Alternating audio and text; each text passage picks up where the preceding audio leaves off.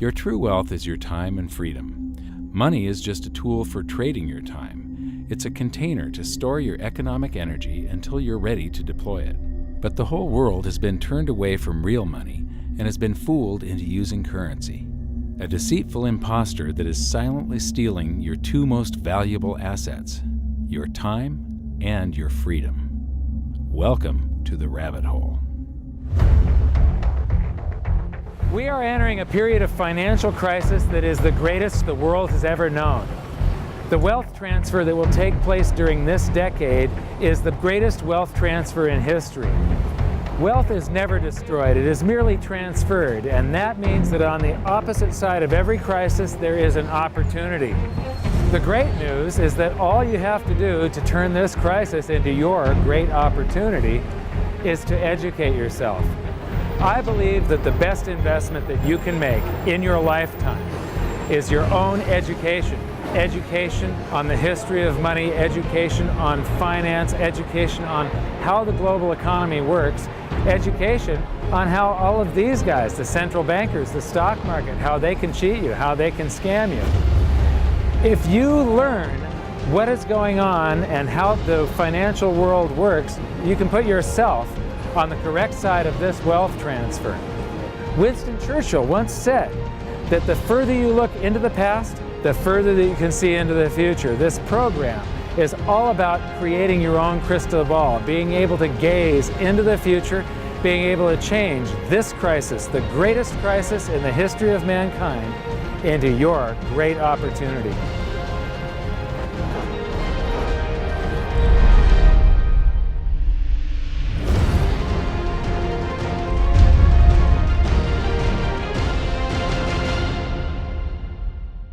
The hidden secrets of money, some of them are hidden in plain sight. They're like right in front of you. The way the monetary system works is something that isn't actually hidden away from all of us. It's out in the open, but it's complex and people just they can't see how it works. It's hard for them to imagine that we're living in such a hoax. Others are meant to be secret, but the truth is slowly coming out, like the Federal Reserve being a private corporation and not really part of the U.S. government. But when I started studying this, what I found was that there was no place that I could point people to where they could get it all in one spot. And so I basically decided to write my book about it and consolidate monetary history, economics, the markets, fundamentals of gold and silver. There's a lot of smoke and mirrors in economics, and I've sort of made it my job to lift the fog for people.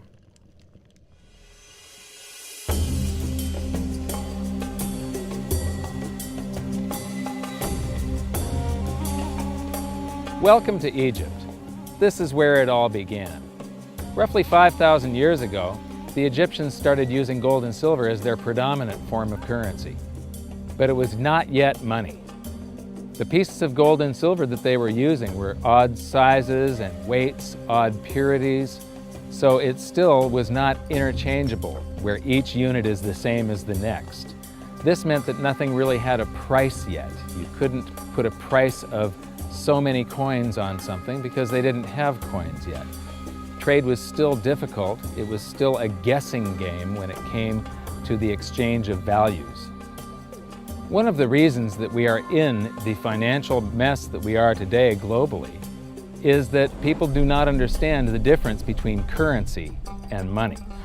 Currency is a medium of exchange, a unit of account. It is portable, durable, divisible, and something called fungible. Fungible means that each unit is the same as the next unit. A dollar in my pocket buys the same amount as a dollar in your pocket. Money is all of those things plus a store of value over a long period of time. Even financial planners, bankers, your accountant, they don't understand the difference between currency and money. The currency in your pocket is a medium of exchange. It's a unit of account because it's got numbers on it. It's somewhat durable, it's portable, it's divisible in that you can make change, and it's fungible. A dollar in my pocket buys the same amount as a dollar in your pocket. But because governments can print more and more and more of it, and dilute the currency supply, it's continually transferring wealth out of your pocket, out of your bank account, to the government and to the banking system. The reason that gold and silver are the optimum form of money is because of their properties.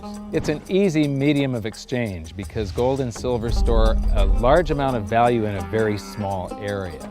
It's a unit of account. Pure gold has the same value all over the planet. So an ounce of gold buys the same amount here in Egypt as it would in China or in the United States. It's durable. The same gold that Egyptians were using in trade 5,000 years ago is still here with us today. It does not corrode. It's divisible. You can make change with it. It's very portable. You could use something like oil as money. It's just that you can't carry around a barrel of oil on your back. It's fungible. Pure gold is the same wherever it is on Earth. Pure silver is the same wherever it is on Earth. It's limited in quantity. That's the reason that it maintains its purchasing power. Governments cannot print it. Over the last 5,000 years, only gold and silver have maintained their purchasing power. There have been thousands upon thousands of fiat currencies, currencies that are unbacked by gold or silver, and they have all gone to zero. It's a 100% failure rate. Well, fiat currency, of course, is a currency that exists at the dictate or by fiat from a government. You say they have their printing presses, and the paper money rolls off the printing presses. And then they give it the fiat designation, which makes the currency official. It's just worthless paper. But when Ben Bernanke gives it the special sign, and they have the cult meeting at the Federal Open Market Committee meetings, it suddenly becomes currency. If you look at what's really going on, it's a con game.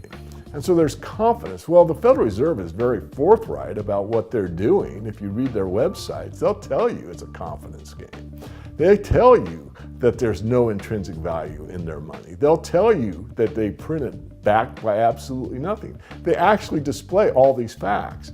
But if you tell somebody in the public that this stuff is created out of thin air, there's no backing whatsoever, it's absolutely worthless, it's about as valuable as monopoly money, they'll look at you like you're nuts.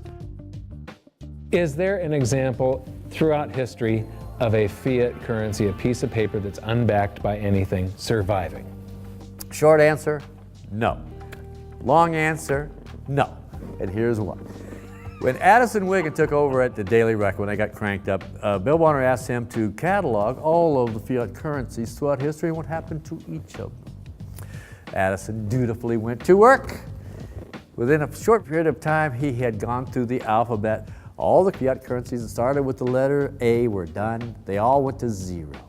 He was halfway through the letter B, and all the fiat currencies that started with the letter B, and there were 600 of them in just the first letter and a half of the alphabet, and every single one of them went to zero. Every one. 600 fiat currencies that start with the letter A, and half of the ones that start with the letter B are 600 of these things. Not one ever came close. Would you think this one, the United States dollar, is going to be the first one after all that? I don't think so. No. No currency, fiat currency has ever survived. None. The thing about money is there actually is a fairly well accepted definition of what money is. The question is, as you apply that definition to particular things that people claim to be money, do they fit the definition? We'll just take the paper dollar, for example. How well does it perform those functions? Well, store of value. The dollar has lost 95% of its purchasing power since the creation of the Federal Reserve in 1913. So not very good as a store of value. One of the things I do is just a way to get the audience's attention is I have a slide, and there are 3 pictures on the slide. One is a pile of monopoly money.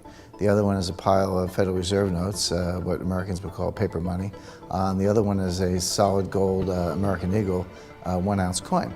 And the title of the slide is, which of these is not like the other? And if you know the show Sesame Street, or you have children who watch it, it's one of the favorite vignettes in Sesame Street. And what it really is a kind of IQ test for 5-year-olds. They're supposed to look at the 3 things and look at characteristics and find the one that's not like the other. Well, I've shown this slide to groups of Ivy League University professors, and I've also shown it to, children, kind of 5 years old, my nieces and nephews and so forth. And when the professors look at it, they say, well, clearly the dollars are not like the others because gold has no role as money, and monopoly money is junk, and the American dollar is a store of value, so that's not like the other. But the children look at it and they say, well, the gold coin is not like the other because the other two are just piles of paper and the gold coin is clearly something different. So my question to the audience is, who's smarter, a 5-year-old or an Ivy League professor? Before World War I, each note that a treasury issued would say that there have been deposited with the United States Treasury $20 in gold coin payable to the bearer upon demand. The money was in the vault. The currency was a note they gave you that was a claim check, only a claim check on the money, the same as if you go to the dry cleaners and you give them your shirt and they give you a claim check for your shirt. The value is that shirt at the dry cleaners, not the piece of paper that says that you own that shirt. So our currency that circulated was the paper US dollars, and they were claim checks on money. The next hidden secret is the difference between currency and money. Money must be a store of value and maintain its purchasing power over long periods of time. As we progress through this series, you'll learn that national currencies are really a tool used by the government and the financial sector to leech away your time and your freedom by stealing your purchasing power. So rather than storing your economic energy, currencies leak. Now compare that to the gold and silver the Egyptians were using. Like I started with, it still wasn't money because it wasn't interchangeable yet. But they were on the right track, as gold and silver have proven over thousands of years to be the ultimate store of value. Gold is only formed when a star explodes, a supernova, and it stays around forever. This is one of the properties that make it the ultimate money.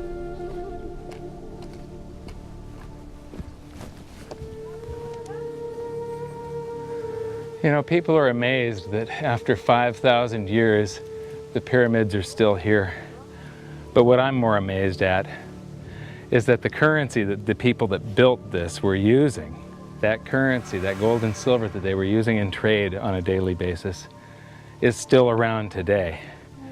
It may have been melted down and re-refined, and it's in a coin or a bar or in some piece of jewelry, but it's still with us today, and it still purchases something. Yes, it is the ultimate money because there is nothing else even in the same league. It's divisible, it's permanent, it's a store of value, it's a unit of account. It's got everything you want out of money, but it doesn't go away and it can't be increased. That is what makes gold the most beautiful money of all. What more could you ask out of a money? It keeps governments under control. You can maintain a solvent system.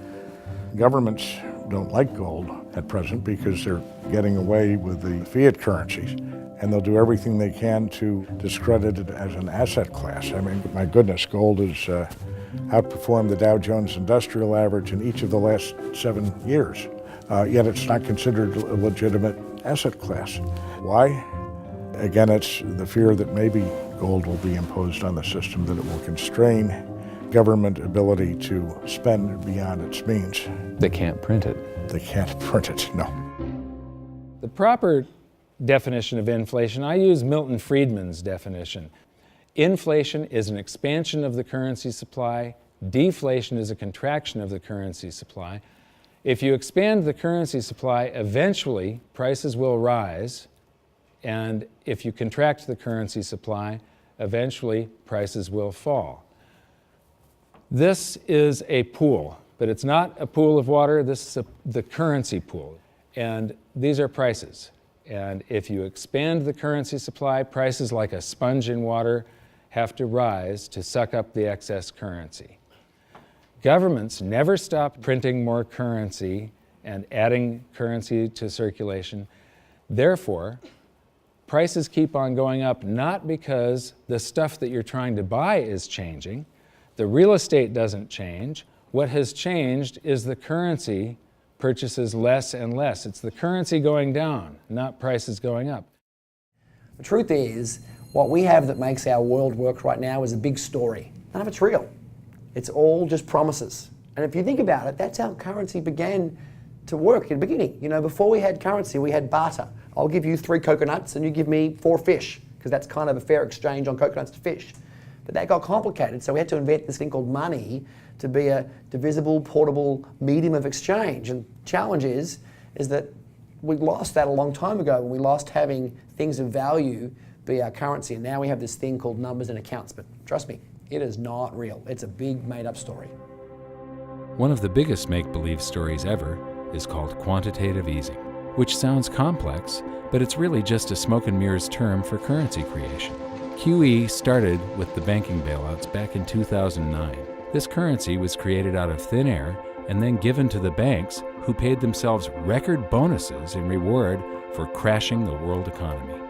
This is a global phenomenon, but all you have to remember for now is that whether it's QE bailouts or stimulus programs, these are all just voodoo, hocus-pocus terms for increased currency creation. I believe gold and silver will reassert themselves as money. And when they do, there just isn't enough. And their purchasing power is going to go up many, many, many times. Egypt is an amazing place. There's a franticness about it, and utter chaos, especially like the traffic. But when it comes to like all of the merchants that are trying to get every last dime out of you, you get fleeced to the point where you come back with an empty wallet. But you know what? They're amateurs compared to Wall Street. In the past several years, I've spoken in many countries about the crisis that's coming, and a lot of people think that they're going to be okay in their country, that it's only going to happen to the United States or maybe the United States in Europe. But what they don't realize is that this is a global phenomenon. I got to show you something here. This is base currency in the United States. This is the number of paper dollars that exist, basically. It took 200 years to go from no dollars in existence to 825 billion. And then we had the bailouts, and then we had QE1, quantitative easing 1, then QE2, and then we had QE3, and then QE4, and then soon we're going to have QE57 and QE382. And it isn't just here. This is what the Canadian currency supply looks like. This is Australia, South Africa, Russia. Now, this starts out in just the year 2001, and this is like 18 times more currency in existence in a little over a decade. Here's Singapore, same story. Look at that, since the crisis, just bam. India, China, every government on the planet is doing this insane deficit spending and expanding their currency supplies, doing bailouts. And history shows that there is no example of this turning out well. It is sometimes amazing that we haven't experienced more inflation than we have. If they keep expanding the money supply so vastly, why aren't our prices growing faster than they really are? And the answer is that a good chunk of the money that the Fed created has been shipped overseas. I remember early in my research, I heard this expression that the Americans have exported their inflation. I thought, what is that? How can you export your inflation? Put it in a box and send it out? What do you do? Well, now I understand. You export your inflation by simply sending all these dollars that you created to these other countries, and then they send you their refrigerators and their cars and whatever, their TV sets. So you get hardware, and they get little pieces of paper. It's a great deal for the American people for a while. For a while. Sooner or later, all of those pigeons come home to roost. When the time comes, as it looks like it's now coming, when the rest of the world is saying, we don't want to play this game anymore, Uncle Sam's dollars are just becoming worthless, there are too many of them, we've got to find something else other than American dollars, then those dollars start to come back to America. People say, we don't want them anymore, what do we do with them? Once this revs up and we've got this little trickle of money coming back that we previously exported, once it becomes a flood and it starts to rush back, now we are getting our former exported inflation brought back to us, and then we'll see the quantity of money inside the United States grow much more rapidly even than the Federal Reserve can create it, because we're getting a previous money back. And that's when we will really see the tanking of the US dollar in terms of what it will buy. During the second round of quantitative easing, global food prices went up 60%. And this created a humanitarian disaster for the 2 billion people on Earth who live on less than $2 a day. These people were hungry to start with, they became hungrier, and some of them started overthrowing their governments in North Africa and around the Middle East. So quantitative easing was the spark that ignited the Arab Spring. So that's it. When you create money, you get some sort of inflation. It just depends on where the inflation goes. It's all going down, down, down. Peasants are reeling from a game of coins and crowns. Given the premise that you have a permanent underclass or poor class, and how does inflation affect them disproportionately? It affects them basically in the percentage of their income that goes to food. And we see this as a ratio, and we know that there are some danger points. For example, in Egypt recently, once that ratio got to 40% of income going to food and the price of food rising due to inflation, when it got to 40%, that's historically a point where people actually stage a revolution. That's exactly what we saw. The French Revolution, similarly, was all around the price of food getting to a certain critical point where people simply, the risk-reward for revolution was favorable toward revolution. When they print it up, then it all goes down. Well, exactly right, because when you have a runaway inflation, it's punishing the very people who are most productive in society. In other words, the people that produce more than they consume and save the difference. The problem is that those productive people, the savers, save in their national currency. And unfortunately, the national currency is just a fiat piece of paper at this point. So when it's destroyed through runaway inflation, that $100,000 that you were hoping to retire on doesn't exist. And the things that you were going to buy with it and provide for others don't exist either. Now what are you going to do? So that all seems pretty scary. However, this is going to happen, and you can only play the hand that you're dealt. But the great news is that gold and silver always end up doing an accounting of the expansion of the currency supplies. Basically, the will of the public and the free markets.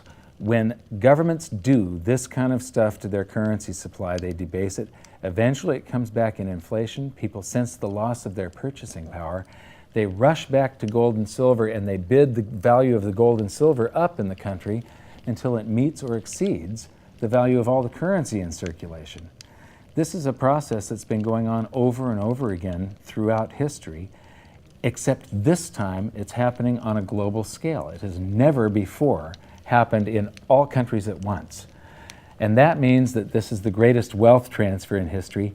Therefore, it's the greatest opportunity in history, and it's not going to happen again in your lifetime. So now we've learned that your true wealth is your time and your freedom. Money is a trading tool that stores the economic energy that is your time and freedom, whereas currencies leak them away. Gold and silver are the ultimate money simply because of their properties. Fiat currencies are based solely on confidence and always return to their intrinsic value of zero. Governments don't like gold because it imposes restraint. Rising prices are a symptom of an expanding currency supply, and gold and silver always account for an expanding currency supply. So that's it for this episode. Join me next time as we begin to investigate how monetary history just repeats and repeats, and how gold and silver always win the battle between currency and money. Until then, my challenge to you is to stop calling currency money.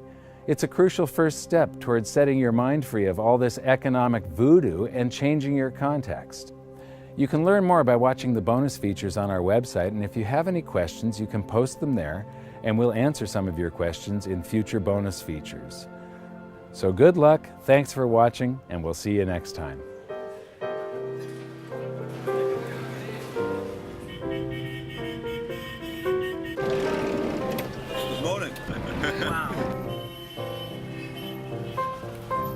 What does fiat mean? It comes from the Latin for crappy car.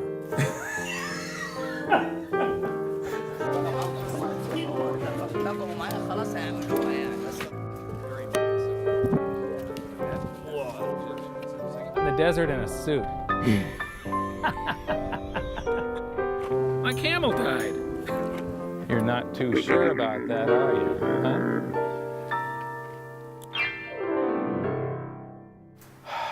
I am ready for a good long nap.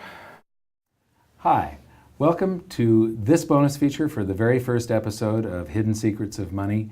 And this is currency versus money. So that's the major topic that